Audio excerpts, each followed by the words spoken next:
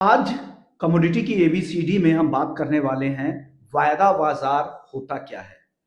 Commodity में अगर वायदा बाजार की बात करें तो एक ऐसा कॉन्ट्रैक्ट, एक ऐसा सौदा जो आज की तारीख में भविष्य के बारे में आज ही हम तय कर लेते हैं, यही वायदा कॉन्ट्रैक्ट है। यानी कीमत आज तय हो जाएगी कि किस भाव पर आपको डिलीवरी देनी या लेनी है। खरीद बिक्री आज की तारीख में तय होगा, भविष्य की डिलीवरी का, और क्वांटिटी क्वालिटी सब आज ही तय हो जाएंगे। डिलीवरी भविष्य में होगी, लेकिन खरीद बिक्री के भाव आज ही तय हो जाएंगे। यही वायदा बाजार है। तो ये पूरा कॉन्ट्रैक्ट यहाँ पर आज की तारीख में फ्यूचर्स के बारे में कर लिया जाता है।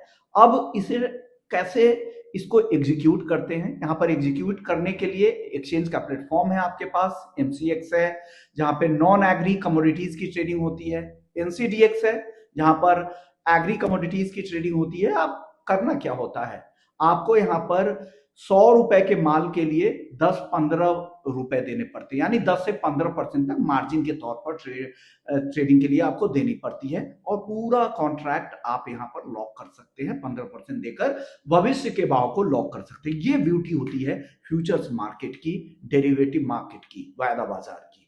तो यही हम समझने की कोशिश करेंगे।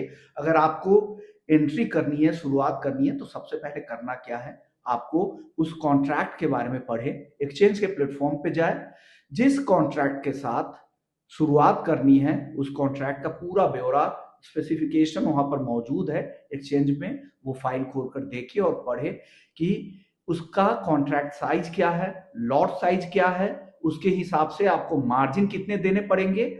और इसके अलावा, मार्जिन के अलावा जब भी भाव ऊपर या नीचे जाएंगे, उसके आधार पर आपको M2M यानी मार्क टू मार्केट उसे पूरा करने के लिए कितना देना पड़ेगा या कितनी क्रेडिट आ जाएगी। तो ये पूरा वायदा बाजार ऐसे काम करता है। यहाँ पर कॉन्ट्रैक्ट कौन कौन होते हैं, अगर आप MCX पर ट्रेड करना चाहते हैं तो वहां पर ज्यादातर नॉन एग्री कमोडिटीज की ट्रेडिंग होती है, जिसमें सोना चांदी, crude, natural gas, base metals में copper, zinc, lead, aluminium, nickel जैसे कॉन्ट्रैक्ट है जिनमें आप ट्रेड कर सकते हैं। वहीं एनर्जी में क्रूड और नेचुरल गैस की ट्रेडिंग होती है। प्रेशियस मेटल्स में जैसा मैंने कहा, सोने और चांदी की ट्रेडिंग होती है। लेकिन इस ट्रेडिंग का कॉन्ट्रैक्ट क्या होता है, मान लीजिए गोल्ड के बेस कॉन्ट्रैक्ट का लॉट साइज है 100 का, तो कॉन्ट्रैक्ट प्राइस जो भी उस समय के रहेंगे और लॉट साइज, ये टोटल कॉन्ट्रैक्ट वैल्यू हो गई। मान लीजिए गोल्ड का प्राइस अभी 1,50,000 रुपए है 10 ग्राम का, और यहां पर आप अगर ट्रेड करना चाहते हैं यहाँ पर, तो 10 ग्राम के अगर कॉन्ट्रैक्ट में अगर आप ट्रेड करना चाहते हैं तो आपके कुल कॉन्ट्रैक्ट जो साइज हुई इंटू 100 कर दीजिए। अगर उसके लॉट साइज 100 है तो, नहीं तो 10 है तो 10। अगर 10 का लॉट साइज है 10 ग्राम के कॉन्ट्रैक्ट का, तो यहाँ पर 15 लाख रुपए कुल कॉन्ट्रैक्ट साइज हो गए। अगर बेस कॉन्ट्रैक्ट में जाते हैं जहां पे 1 केजी का कॉन्ट्रैक्ट होता है, तो उस बेस मेन कॉन्ट्रैक्ट की जो कुल कॉन्ट्रैक्ट वैल्यू होगी 1.5 लाख इंटू लॉट साइज 100 की है, तो यहाँ पर करीब आपका 1.5 करोड़ के आसपास का कुल कॉन्ट्रैक्ट साइज है। लेकिन कुल कॉन्ट्रैक्ट साइज में आपको ट्रेड करने के लिए पैसे पूरा नहीं देना है कि मुझे अगर बेस कॉन्ट्रैक्ट में ट्रेड करना है तो मुझे 1.5 करोड़ देने पड़ेंगे, ऐसा नहीं है। उसका 12-15% तक, हालांकि अभी मार्जिन काफी ज्यादा है, लेकिन आमतौर पे 12-15% तक आपको मार्जिन तैयार रखना पड़ेगा। यानी अगर मेन कॉन्ट्रैक्ट में जाते हैं तो आपको 10% के हिसाब से करीब 15-20 लाख रुपए, अगर मेन कॉन्ट्रैक्ट में जाते हैं, मिनी, माइक्रो या 10 ग्राम के कॉन्ट्रैक्ट में जाते हैं तो वो कम होंगे, पेटल में और भी ज्यादा कम होंगे। लेकिन इतना आपको अगर 15% तक तो मार्जिन रखना ही पड़ेगा अगर गोल्ड में ट्रेड कर रहे हैं तो, या बाकी किसी भी कमोडिटीज में ट्रेड कर रहे हैं। फिर अगर आपने लॉन्ग के सौदे बना लिए, अगर तेजी की पोजीशन बनाई है, तो अगर भाव ऊपर की तरफ गए तब तो आपको क्रेडिट मिलेगा, लेकिन अगर भाव गिर गए आपके खरीद भाव पे जहां पे आपने सौदे एग्जीक्यूट किए हैं, फिर उस हिसाब से आपको मार्जिन देनी पड़ेगी उसी अनुपात में जो आपको M2M देना पड़ता है। तो इस तरह से ट्रेडिंग होती है। तो ये तो फ्यूचर्स की बात हो गई। अब बात करते हैं ऑप्शंस की। अगर आप ऑप्शंस में ट्रेड करना चाह रहे हैं तो आपको क्या करना है। ऑप्शंस में दो तरीके से ट्रेड करते हैं। एक, ऑप्शंस को हम बाई करते हैं, कॉल या पुट ऑप्शंस कॉन्ट्रैक्ट के जरिए बाई करते हैं, या फिर सेल करते हैं। अगर सेल करते हैं यानी आप राइटर्स हैं, जो पूरे कॉन्ट्रैक्ट को आप राइट कर रहे हैं, यानी उसे आप बना रहे हैं, उसके आधार पर जो बायर्स होंगे वो आपको प्रीमियम देंगे, तो आपकी कमाई से प्रीमियम होगी, लेकिन आपके जो रिस्क होंगे वो फ्यूचर्स मार्केट की तरह मार्जिन पर डिपेंड करेगा।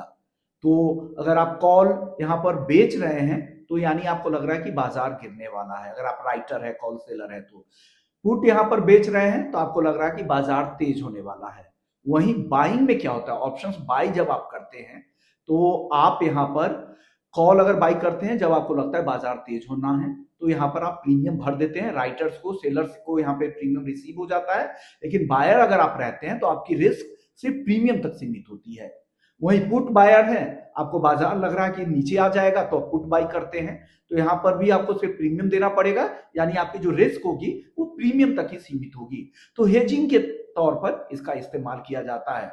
वहीं अगर आप फ्यूचर्स में लॉन्ग और शॉर्ट्स के पोजीशन बनाया जाता है, लॉन्ग यानी आपके तेजी के सौदे बनाते हैं, शॉर्ट यानी मंदी के सौदे बनाए जाते हैं। कौन पोजीशन बना सकता है?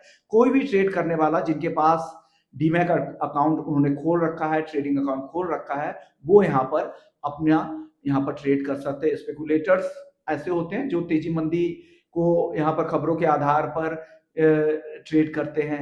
हेजर्स वो होते हैं जैसे किसान हो गए, अगर एग्री कमोडिटी में ट्रेड कर रहा है, जूलर्स हो गया जो सोने चांदी में ट्रेड कर रहा है, वो अपने इन्वेंट्री के आधार पर पोजीशन बनाता है, तो वो हेजर्स हो गए। या एक्सपोर्टर, इंपोर्टर, इंडस्ट्री वाले लोग, वो हेजर्स हो गए। लेकिन जो ट्रेडर, स्पेकुलेटर्स है, वो भाव के उतार चढ़ाव के आधार पर जो मुनाफा कमाते हैं, वो स्पेकुलेटर्स और ट्रेडर्स की कैटेगरी में आते हैं। तो इस तरह से आप अपनी पोजीशनिंग कर सकते हैं। तो इसके लिए बिल्कुल आसान है, आपको करना कुछ नहीं है, बस डीमैट अकाउंट खोलना है, ट्रेडिंग अकाउंट खोलना है, किसी भी एक्सचेंज के रजिस्टर्ड ब्रोकर से, जो मेंबर्स हैं एक्सचेंज के, एमसीएक्स के या एनसीडीएक्स पर, वहां पर जाके अपना अकाउंट खुलवाएं। और फिर आपको जिस कमोडिटीज में करनी है उससे सबसे पहले उस कमोडिटी के पूरे प्रोडक्ट के बारे में पढ़ ले और उसके बाद ही ट्रेड शुरू करें। तो ये शुरुआती तरीका होता है। एमसीएक्स पे मैंने जैसे कहा नॉन एग्री कमोडिटीज की ट्रेडिंग होती है। अगर आप एनसीडीएक्स में ट्रेड करना चाह रहे हैं तो यहाँ पर आपको एग्री कमोडिटीज में ट्रेड कर सकते हैं, जो मौजूदा समय में जीरा, हल्दी, धनिया, स्पाइसेस में है, ये सारे कॉन्ट्रैक्ट मौजूद है। उसके अलावा अगर आप कैस्टर में ट्रेड करना चाहते हैं, कॉटन सीड ऑयल केक में ट्रेड करना चाहते हैं, ग्वार सीड, ग्वार गम में करना चाहते हैं, तो यहाँ पर भी एनसीडीएक्स के प्लेटफॉर्म के जरिए कर सकते हैं। तो ये कुछ कॉन्ट्रैक्ट है, हर कॉन्ट्रैक्ट की अपनी खूबियां, अपनी विशेषताएं, अपने स्पेसिफिकेशंस होते हैं, उसको पढ़े। आपको एक्सचेंज के प्रोफाइल में, प्रोडक्ट लिस्ट में सब कुछ मिल जाएंगे कि उसके लॉट साइज क्या है, कितना मार्जिन देकर आप यहाँ पर ट्रेड कर सकते हैं, फिर क्वालिटी स्पेसिफिकेशन क्या है, अगर आप डिलीवरी लेते हैं तो क्या ध्यान रखना पड़ेगा। तो इन सारी चीजों को पढ़ ले, खुद की रिसर्च कर ले, और यहाँ पे एक टेस्टिंग के तौर पर एक डमी ट्रेड वगैरह भी करके देख ले, फिर ही उसके बाद ही आप यहाँ पर उतरने की कोशिश करें। तो ये कुछ बेसिक बातें हैं जिसका आप ध्यान रखेंगे तो आप ट्रेडिंग, आपकी कमोडिटी ट्रेडिंग की जो लाइफ है उसकी शुरुआत हो जाएगी।